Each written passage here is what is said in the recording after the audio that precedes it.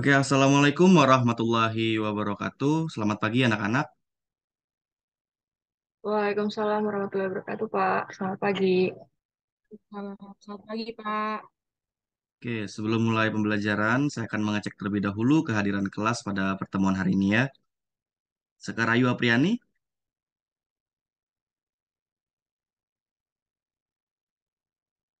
Hadir, Pak. Oke, baik. Rayhana Syara. Hadir, Pak. Alhamdulillah hadir semua. Baik, setelah mengecek kehadiran, saya akan memberitahu nih materi apa yang akan dipelajari pada hari ini. Pada pertemuan hari ini, kita akan mempelajari tentang perkerasan jalan dengan tujuan pembelajarannya adalah agar siswa memahami klasifikasi dari perkerasan jalan lentur. Nah, dari tujuan pembelajaran yang telah saya sampaikan itu, apakah ada pertanyaan? Tidak ada, Pak. Sudah jelas. Baik, kalau sudah jelas, pada hari ini pembelajaran yang dilakukan adalah dalam bentuk berkelompok, yang mana nantinya kalian akan berdiskusi. Nah, untuk membaginya atau yang menentukan atau bagaimana ya, Pak? Untuk pembagian kelompoknya ini, saya sendiri yang menentukannya. Bagaimana, sudah jelas?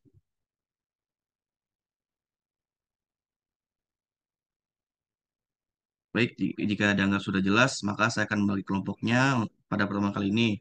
Rayhana Syara Putri itu menjadi kelompok satu, dan kamu, Sakaraya Priani, kelompok dua. Nah, karena sudah dibagi kelompok, maka dari itu saya akan memberikan permasalahan terkait dengan perkerasan jalannya. Baik, Pak. Nah, sebelum itu kalian tahu nggak sih apa yang dimaksud dengan perkerasan jalan? Masih kurang tahu, Pak.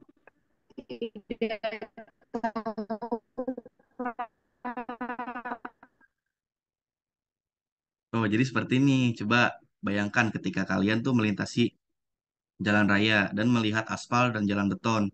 Apakah pernah terbesit gitu di pikiran kalian, mengapa jalan itu tuh harus dibuat seperti itu? Dan mengapa ada yang terbuat dari aspal dan mengapa yang terbuat dari beton? Lalu apa bedanya?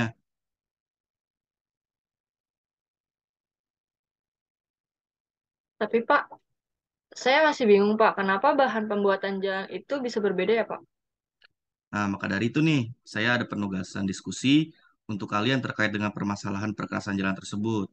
Topik diskusinya itu adalah tipe perkerasan jalan beserta komponennya. Dan saya meminta kalian untuk mendiskusikannya berdasarkan kelompok. Untuk kelompok satu dan 2 ini sama-sama akan membahas tentang permasalahan perkerasan lenturnya. Terkait dengan topiknya, kira-kira yang dia itu apa ya, Pak? Oh, yang dianalisis itu eh, pengertian atau definisi dari perkerasan lentur itu sendiri beserta komponennya dan juga penggunaannya itu yang pernah kalian rasakan.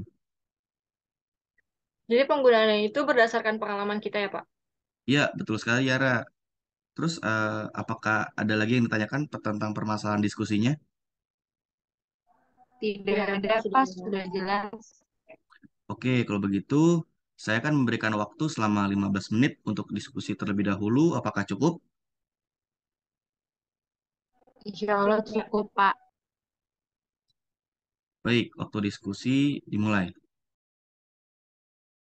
Nah, waktu diskusi kalian telah Eh, habis karena 15 menit telah berlalu. Sekarang saya minta nih dari setiap kelompok untuk memberikan hipotesis atau dugaan sementara berupa pendapat dari hasil analisis kalian. Dimulai dari kelompok satu dulu.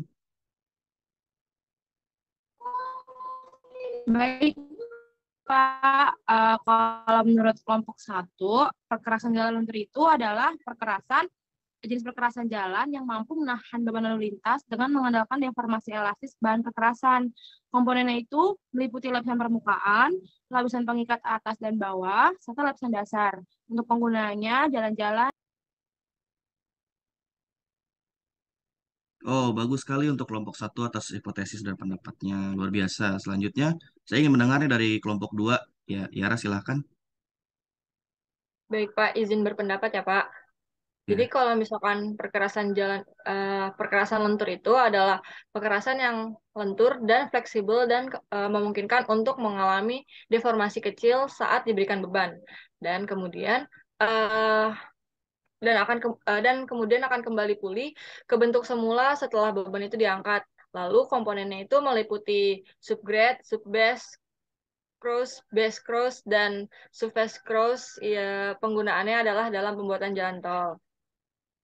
Wah, bagus banget nih pendapat dari kelompok dua. Baik, pendapat dari kedua kelompok ini saya nilai cukup luar biasa dan saya nilai juga sudah mulai mengerti tentang perkerasan jalan lentur.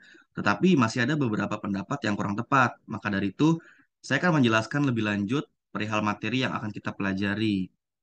Saya screen terlebih dahulu ya. Nah, pada mata pelajaran konstruksi jalan dan jembatan ini memiliki kompetensi dasar yang telah dipilih yaitu memahami karakteristik konstruksi perkerasan lentur. Sedangkan indikator pencapaian kompetensinya adalah mendeskripsikan jenis konstruksi perkerasan lentur jalan dan juga komponennya. Adapun pembahasan yang akan dibahas pada video pembelajaran kali ini ada 4 poin. Poin pertama itu ada definisi, yang mana akan menjelaskan apa itu perkerasan jalan dan perkerasan lentur. Yang kedua itu ada komponen, yang mana akan membahas tentang komponen penyusun dari perkerasan lentur. Selanjutnya yang ketiga itu ada bahan, berisikan bahan penyusun dari perkerasan lentur. Dan yang terakhir, yang keempat, itu adalah penggunaan, yang mana berisikan tentang penggunaan perkerasan lentur dalam kehidupan. Oke, setelah itu langsung masuk ke bagian pertama, yakni bagian definisi. Apa sih yang dimaksud dengan perkerasan jalan dan perkerasan lentur itu? Nah, perkerasan jalan merupakan lapisan perkerasan yang terletak di antara lapisan tanah dasar dan roda kendaraan, yang berfungsi memberikan pelayanan kepada sarana transportasi, dan selama masa pelayanannya ini diharapkan tidak terjadi kerusakan yang berarti. Sedangkan perkerasan lentur itu merupakan perkerasan yang menjadikan aspal sebagai bahan pengikatnya. Nah, kita menggarisbawahi aspal. Pada perkerasan lentur, bahan pengikat utamanya itu adalah aspal, sedangkan pada perkerasan kaku, bahan pengikat utamanya itu adalah semen, yang mana kan nantinya akan menjadi beton. Nah, itu bahan merupakan perbedaan yang paling mencolok antara perkerasan lentur dan perkerasan kaku. Next, kita ke komponen bagian 2. Komponen penyusun dari perkerasan lentur. Nah, berikut ini adalah gambar komponen penyusun dari perkerasan lentur atau flexible pavement, yang mana pada lapisan paling atas itu disebutnya sebagai lapis permukaan. Nah, di bawah lapis permukaan itu bisa kita sebut sebagai lapis pondasi. Sedangkan di bawah lapis pondasi, yang lapis yang paling tebal itu adalah lapis pondasi bawah. Nah, lapis yang paling bawah nih atau yang paling dasar kita sebut sebagai tanah dasar. Nah, komponennya ini 4 tadi yang sudah dijelaskan pada gambar, meliputi tanah dasar, lapis pondasi bawah, lapis pondasi, dan juga lapis permukaan. Nah, tadi kan kita membahas tentang bagian-bagian saja. Nah, sekarang penjelasan dari bagian-bagian komponen yang telah disebutkan tadi. Yang pertama, itu ada tanah dasar atau subgrade. Nah, pengertian tanah dasar ini adalah tanah dasar itu merupakan permukaan tanah semula atau permukaan tanah galian atau permukaan tanah timbunan yang dipadatkan dan merupakan permukaan dasar untuk perletakan bagian-bagian perkerasan lainnya. Setelah subgrade ada lapis pondasi bawah atau subbase course. Nah, pengertian dari lapis pondasi bawah ini adalah bagian perkerasan yang terletak di antara lapis pondasi dan tanah dasar. Fungsi dari lapis pondasi bawah ini atau subbase course ini adalah sebagai berikut. Yang pertama, sebagai bagian dari konstruksi perkerasan. Yang kedua, mencapai efisiensi penggunaan material yang relatif murah. Yang ketiga, untuk mencegah tanah dasar masuk ke dalam lapis pondasi. Yang keempat, sebagai lapis pertama agar pelaksanaan dapat berjalan dengan lancar. Komponen selanjutnya adalah lapis pondasi atau base course.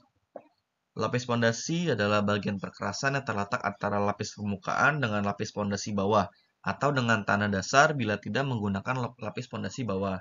Yang terakhir, komponen terakhir itu adalah lapis permukaan atau surface course. Nah, lapis permukaan ini merupakan lapis perkerasan yang paling atas. Fungsi lapis permukaan di antara lain ada 3. Yang pertama sebagai bahan perkerasan untuk beban roda.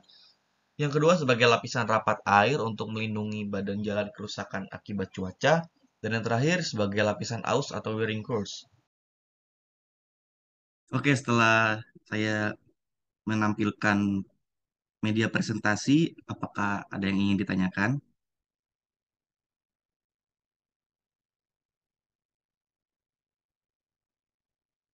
Ya, Yara silakan. Oke, Pak, izin bertanya, Pak. Untuk kekerasan jalan itu kan terbagi menjadi dua ya. Ada lentur dan kaku. Lalu perbedaan dari kedua kekerasan tersebut itu apa ya, Pak? Oke, pertanyaan cukup bagus. Di sini saya langsung menjawab aja ya. Perbedaan antara kedua lapisan itu tuh yang mendasarnya itu pada material penyusunnya. Pada perkerasan lentur itu menggunakan aspal atau bitumen dan agregat sebagai bahan utamanya. Sedangkan pada permukaan dari aspal ini dicampur dengan agregat kasar dan halus. Nah, sedangkan pada perkerasan kaku itu material utamanya itu menggunakan beton. Apakah sudah jelas ya? Sudah jelas, Pak. Terima kasih. Nah, setelah Yara ada lagi yang ingin tanyakan. Oke, Sekar, setelah Raisen silahkan. Saya izin bertanya, Pak, Ya, silakan. faktor apa saja dalam pemilihan antara perkerasan lentur dan perkerasan kaku, Pak? Oke, faktor ya. Sini saya langsung menjawab bahwa pemilihan antara perkerasan lentur dan kaku ini bergantung pada faktor-faktor seperti lalu lintas yang diperkirakan, berat beban yang diharapkan, iklim, kondisi tanah, dan pertimbangan ekonomi. Perkerasan lentur biasanya ini lebih cocok untuk jalan dengan lalu lintas yang berat dan beban dinamis. Sementara perkerasan kaku biasanya digunakan di jalan dengan lalu lintas yang lebih ringan dan beban statis. Bagaimana, Sekar? Sudah sangat jelas, Pak. Terima kasih. Nah, ada yang ingin ditanyakan kembali? Ya, ada, Pak. Sudah cukup. Tidak ada, Pak. Oke, jika tidak ada yang ingin ditanyakan kembali, maka pembelajaran hari ini dicukupkan. Wassalamualaikum warahmatullahi wabarakatuh. See ya.